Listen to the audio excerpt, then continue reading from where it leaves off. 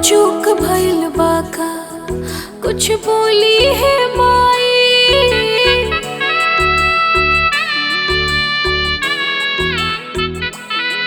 हे विंध्याचल वाली कुछ होता बतलाई। ऐसे कैसे हो जाए जे पावल तोहरा साथ के, जब गोदिए सुन हो जाए तमाई कवना बात के। जब गोदिए सुन हो जाए तमाई कवना बात के।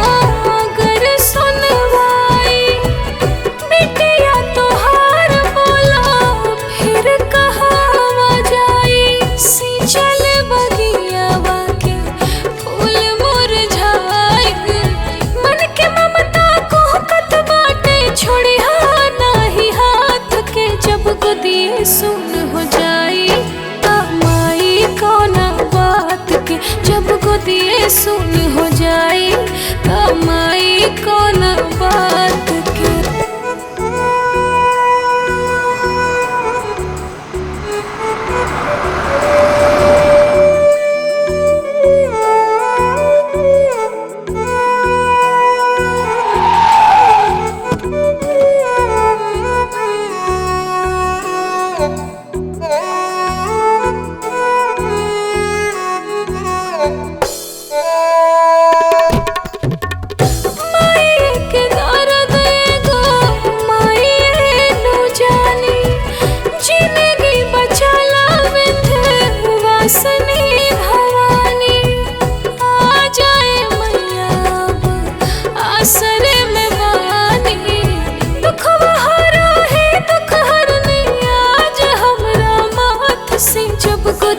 सुन हो जाए तमाई कौना बात के। जब गोदिए सुन हो जाए तमाई कौना बात के।